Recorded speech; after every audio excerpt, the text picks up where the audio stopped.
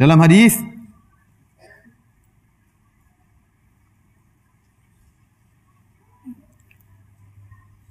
Rasulullah SAW menjelaskan orang yang pertama kali berhasil menyeberang sirat adalah fuqara'ul muhajirin. Orang-orang fakir di kalangan kaum muhajirin. Orang fakir. Dan demikianlah orang-orang fakir, mereka yang dahulu diselamatkan. Yang pertama kali nyeberang sirat, orang-orang fakir muhajirin. Yang pertama kali masuk surga, orang-orang fakir dari umat Muhammad SAW. Yang pertama kali minum dari telaga Nabi, juga orang-orang fakir dari kaum muhajirin. Kenapa? Karena mereka lebih utama untuk terlebih dahulu merasakan kenikmatan. Waktu di dunia mereka tidak pernah merasakan kenikmatan. Orang-orang soleh yang kaya, tunggu dulu, belakangan. Tidak langsung bisa melewati sirat, tidak bisa langsung minum dari telaga, tidak bisa langsung masuk surga. Harus ngantri dulu.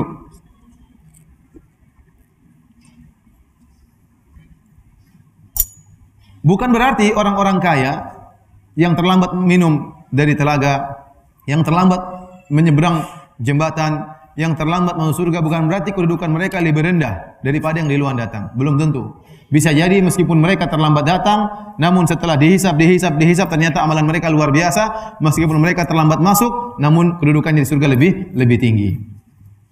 Ada orang kaya, ya, ternyata setelah dihisab uangnya luar biasa. Dia sedekahkan untuk fakir miskin, dia menyantuni anak-anak yatim, dia santuni para janda, janda tua maupun janda muda, dia kasih semuanya ya. Ini pengajian jam 1 nih, berat. Dia santuni semuanya. Setelah dihisab ternyata amalannya luar biasa. Meskipun dia masuk terlambat, surganya lebih tinggi. Walaupun orang-orang yang fakir, mereka lebih cepat duluan minum dari telaga, lebih cepat duluan lewati sirat, menyeberang sirat, lebih cepat duluan masuk surga karena hisab mereka cepat. Hisab mereka cepat. Aset mereka sedikit. Saya kemarin ceramah di Bondowoso, ya. Saya ceramah tentang telaga Nabi SAW. Saya sebutkan ini, bahwasanya orang-orang fakir terlebih dahulu minum dari telaga. Kenapa? Di antaranya karena hisab mereka sedikit. Beda saja antara HP modern dengan HP jadul. Kalau HP zaman sekarang, Masya Allah, lihat. Ada Facebooknya, ada Twitternya, ada Google-nya, ada Instagram-nya, ada apanya lagi? Masing-masing itu hisabnya panjang. Instagram sendiri hisabnya panjang. Twitter sendiri hisabnya apa? Panjang. Facebook sendiri hisabnya apa? Panjang. Google sendiri hisabnya apa? Panjang. WhatsApp juga hisabnya panjang. Emang komentar-komentar nggak dihisab? Hisab semuanya. Hisabnya panjang. Sementara orang yang HP-nya jadul nggak ada isinya. Jadul paling apa? Nggak ada internetnya. Cuma daftar nomor telepon sama daftar utang. Ya. Saya bisa ceramah tersebut. Kemudian kita makan-makan di Bondowoso. Ada ikhwan yang punya restoran. Maka terus ada satu bilang, Ustaz, yang Ustaz bilang tadi benar. Apa? Lihat Ustaz, HP saya HP jadul. Cuma ada daftar nama sama daftar utang katanya. Padahal saya bercanda, tapi bilang benar Ustaz, nih daftar utangnya, ini daftar namanya. Benar, ini ada orang seperti itu ternyata. Jadi ya mereka hisabnya cepat. Orang kaya hisabnya panjang. Kata Nabi SAW, inna fuqara ummati yadkhulul jannah qabla al-ghina bi 500 sana. Orang-orang fakir dari umatku masuk surga 500 tahun sebelum orang kaya. Hisabnya cepat. Tapi kalau orang-orang kaya ternyata banyak bersedekah, banyak beramal saleh, membayar zakat dan yang lainnya, meskipun dia terlambat masuk surga, tapi bisa jadi surganya lebih tinggi. Adapun hadis bahwasanya Abdurrahman bin Auf masuk surga dengan terseok-seok, dengan merangkak, itu tidak benar, hadis yang batil, hadis yang tidak benar. Tidak benar. Orang kaya, kalau dia orang saleh ngapain masuk surga merangkak-rangkak. Dan orang-orang fuqara muhajirin banyak yang kaya. Abu Bakar radhiyallahu anhu sangat kaya. Utsman sangat kaya, Umar sangat kaya, Abdurrahman bin Auf juga sangat kaya. Apakah mereka masuk surga tersiok-siok? Jawabannya tidak. Bisa jadi mereka belakangan, bisa jadi. Tetapi setelah mereka masuk surga, surga mereka lebih tinggi. Namun bagaimanapun orang miskin terlebih dahulu. Kenapa? Kata Ibnu Taimiyah rahimahullahu taala, orang miskin yang lebih utama untuk pertama kali merasakan kenikmatan. Kenapa di dunia mereka tidak pernah merasakan kenikmatan? Makanya Nabi SAW tatkala menyebutkan tentang orang-orang pertama minum dari telaga Nabi. Kata Nabi SAW, awwalun nasi wurudan alaihi asyu'athu ru'usan ad-dunusu thiyaban. Orang yang pertama kali minum dari telaga Nabi SAW, yaitu yang semerawut rambut mereka, yang kotor baju mereka. La yang kehunal mutana'imah, tidak pernah menikah dengan wanita-wanita yang keren-keren, yang kaya-kaya, enggak pernah. Wala yufta alaihim abu-abu sudat, dan tidak pernah dibukakan pintu-pintu bagi mereka. Dan mereka meninggal dalam kondisi dada mereka masih berkeinginan sesuatu namun tidak bisa terkabulkan. Nabi sebutkan fuqara al-muhajirin, orang fakir muhajirin yang pertama kali minum dari telaga dan mereka juga yang pertama kali lewat sirat. Ya, sifat mereka di antaranya asy'athu ru'usan. Rambut mereka semerawut, tidak sempat untuk disisir, penuh dengan debu. Padahal dalam Islam kalau orang punya rambut hendaknya dimuliakan. Namun dia tidak sempat ngurusi rambutnya. Nabi SAW sendiri saja menyisir rambutnya. Bahkan Nabi sedang iktikaf disisir oleh istrinya. Namun mereka ini sangat miskin, tidak sempat ngurusi rambutnya. Tidak sempat ngurusi rambutnya. Kemudian baju mereka kotor. Bukan mereka orangnya komproh. Tidak. Memang tidak ada waktu untuk ngurusi baju mereka dengan baju yang sangat terbatas. Tidak ada bajunya. Ya. Sebagaimana orang-orang yang tinggal di Ashabus Suffah. Suffah itu letaknya di belakang masjid. Dibuat atap di atasnya dan orang-orang tinggal di bawahnya. Bukan dalam masjid, di belakang masjid. Sehingga terkadang terbuka kanan kirinya. Sehingga debu masuk, baju mereka cepat kotor. Rambut mereka cepat kotor. Tidak sempat untuk ngurusi rambut apalagi baju. Apalagi baju mereka terbatas. Kita kalau baca sejarah orang-orang terdahulu, baju mereka terbatas. Ada yang baju cuma satu, ada yang sarung cuma satu. Lihat Mus'ab bin Umair radhiyallahu taala anhu tatkala meninggal, tidak ada baju yang digunakan untuk mengkafankannya. Bajunya ada enggak cukup. In ghattayna ra'sahu badat rijlahu.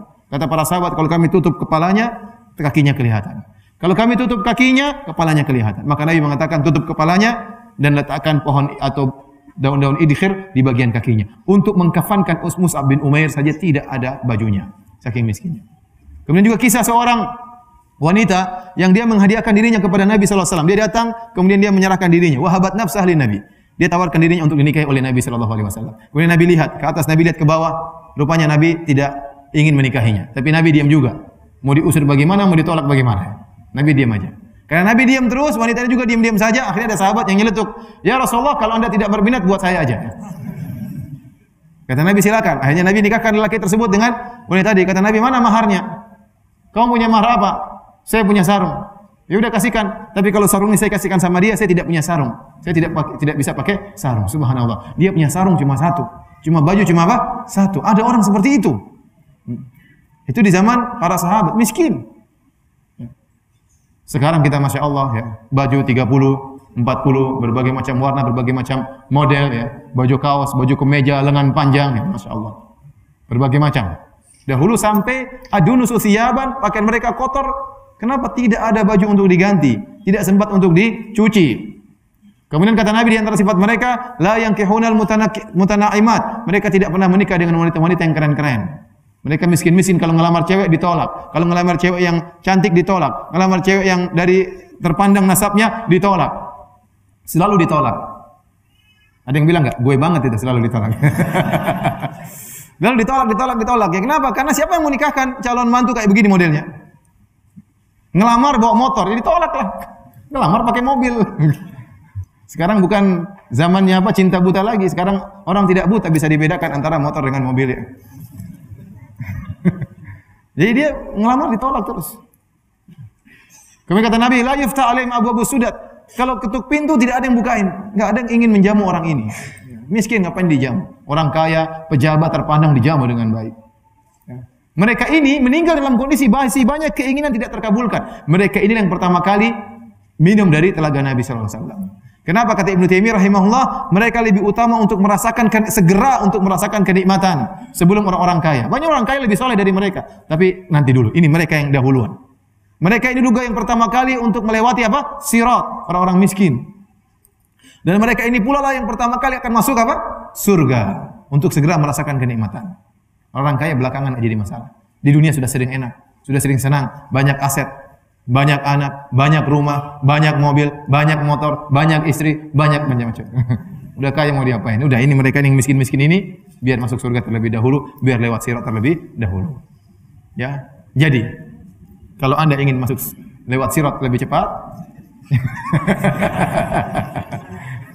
gimana caranya? Super miskin. Super miskin, HP enggak punya. Nah, jadi ingat, syariat tidak menyuruh kita miskin, tidak. Tapi ini berbicara tentang kenyataan. Ada sekelompok manusia yang modelnya seperti ini. Sehingga mereka lebih dahulu untuk jangan disalahpahami ya. Syariat Islam mendukung orang miskin, tidak. Dalam Al-Qur'an banyak. Allah mengatakan wa anfiqu berinfaklah banyak sekali ayatnya. Suruh bayar zakat, wa atuz zakat, bayar zakat. Kalau enggak punya duit gimana bayar zakat? Terima zakat terus. Ya. Jadi ayat untuk suruh kaya, suruh berinfak banyak sekali. Tapi kita berbicara kenyataan, memang ada orang-orang yang seperti itu uang mereka sedikit, harta mereka sedikit, pakaian mereka terbatas, rambut mereka semerawut. Terpaksa mereka seperti itu karena tidak ada waktu untuk mengurus diri mereka. Dan mereka yang pertama kali akan minum dari telaga Nabi sallallahu alaihi wasallam, mereka yang pertama kali akan melewati sirat, dan mereka yang pertama kali akan masuk dalam surga Allah Subhanahu wa taala.